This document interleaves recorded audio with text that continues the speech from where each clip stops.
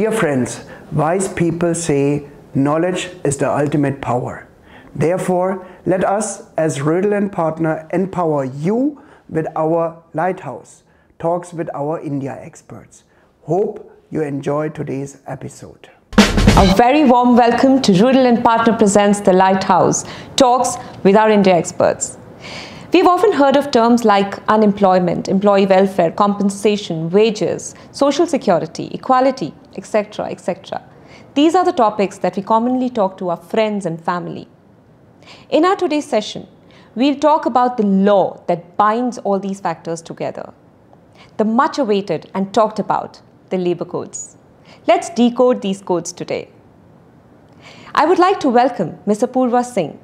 She's a senior consultant at Rödl and Partner. She's a qualified lawyer and has started her professional journey with Rödl and Partner. Apoorva's core area of expertise includes employment, labor law related matters, compliance management, and commercial contracts.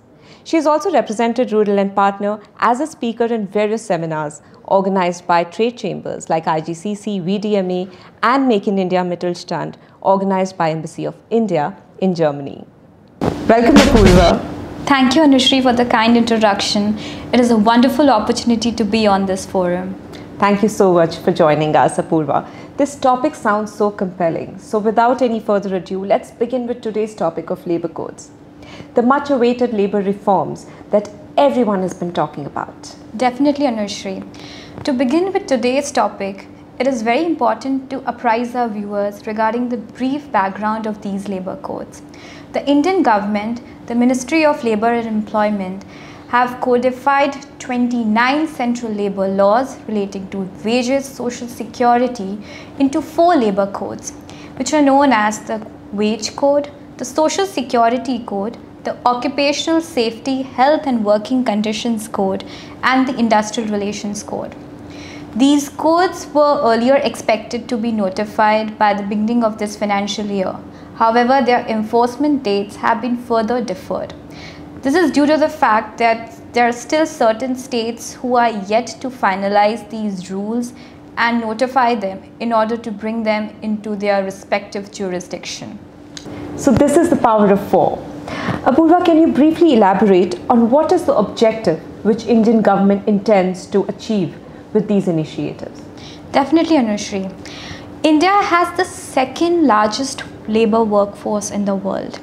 And currently there are multiple labour laws with archaic rigid provisions and which has caused heavy compliance burdens on the companies and firms. This has often resulted on one hand poor labour law enforcement and on the other hand has caused resistance amongst the foreign market players and even domestic investors for that matter to fully tap the potential of the Indian market. These labour reforms that we are talking about have been actually pending for quite some time, for finalization. And the main objective, the main initiative which has been taken by the government of India is to hopefully place India amongst top 50 nations in terms of ease of doing business index of World Bank. As far as the idea behind this is, what we see is that the code somehow tries to attain the balancing the interest of the employers at one hand in terms of flexibility of employment, reducing the compliance burden, at the same time without compromising on the workers' rights. So all in all, what we see here is that it is going to further boost employment opportunities in our own country, and at the same time this will give further impetus to the Indian economy. So from what you say, Apoorva, these codes are leading India to be more compliant, right? Well, the whole topic of labor codes is vast and we cannot possibly discuss everything in this session. So I would request you to tell our viewers about the major reforms. Of course, Anushrii. So I will be covering the few reforms which have been brought about these labor codes. The first and foremost that I mentioned with regard to flexibility in terms of hiring and letting go. The labor codes have introduced the concept of fixed term employment and which allows companies all across sectors to hire workers on a short-term assignment basis. The only point which has to be noted here, that benefits which have to be given to these workers have to be at par with their permanent employees.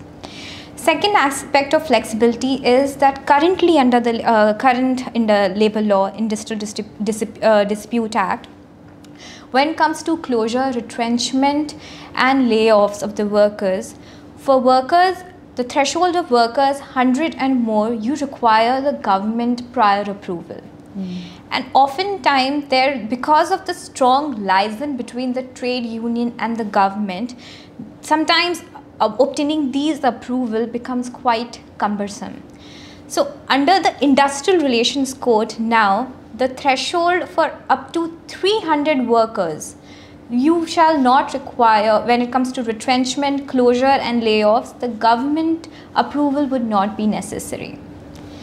The second aspect of the labor codes are regarding with respect to the unorganized sector. The code has widened the coverage of unorganized sector, including to include domestic workers, gig workers, platform workers, to bring them into the ambit as far as social security benefits and minimum wages, so and so forth goes. Another welcoming change which has been brought by this code is with regard to the inspection system.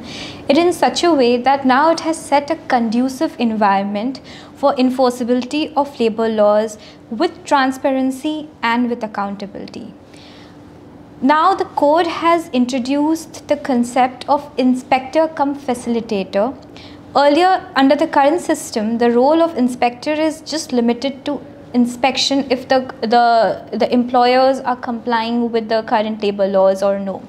Now here in this case, the appointment of inspector cum facilitator is not only limited to inspection but also to advise and to give reasonable opportunity to the industries and employers so that they are complying with the labor codes effectively. The fourth point is that the labor codes have introduced the compounding of first offense.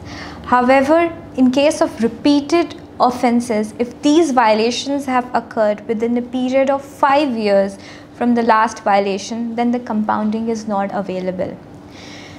The fifth point with regard to the trade union, under the Industrial Relations Code now, in case of establishments where there are multiple trade unions, then the sole recognition union status will be given to the one which has 51% of its workers as its members.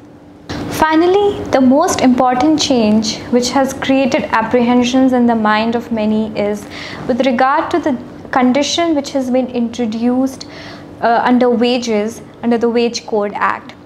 Now, certain components which are typically excluded from the definition of the wages, for example, but forming a part of your CTC, for example, your HRA conveyance allowance.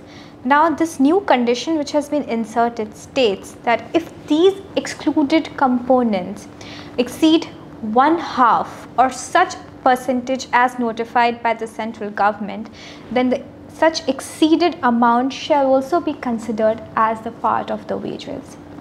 Now, the implication that we see here is that this could potentially increase the cost of the employers when it comes to calculating the statutory benefits. For example, gratuity, your in leave encashment, the employer's contribution towards provident fund. On the other hand, we also see that there could be less takeaway of salary as well for employees. However, the added advantage would be that this amount would be going into their retirement corpus under the employer's provident fund. Thank you, Apoorva, for your inputs, which indeed help spreading the awareness on the topic of labor laws. So before we conclude today's session, I would like to ask you one more question. How Rödl and Partner can assist our viewers in implementation of these reforms? Definitely, Anushrii. These labor reforms are set to have a significant impact on the industry, both commercially as well as operationally. It is high time for the companies to start evaluating the impact of these codes. We as a Rödl partner assist in smooth implementation of these labor reforms, from reviewing the salary structure, the HR compliances and the internal guidelines in light of these labor codes. Great, I'm sure our viewers would like to request for your assistance for analysis or execution in this regard. Dear viewers, as you just heard Apoorva Singh, she is our expert on labor laws. Please feel free to ask any questions or queries if you have. Her contact is given in the bio of this video. Thank you, Anushrii, for having me on this forum, and I would be glad to take up any further queries on this topic. Thank you so much, Apoorva, for joining us. And with this, we will end our today's session. We hope you liked today's episode, and we would love to stay connected with you via Rödl & Partner presents The Lighthouse Talks with our India experts, with many, many more interesting and informative videos. Until then, please take care, be safe, grow your business, and play by the rules.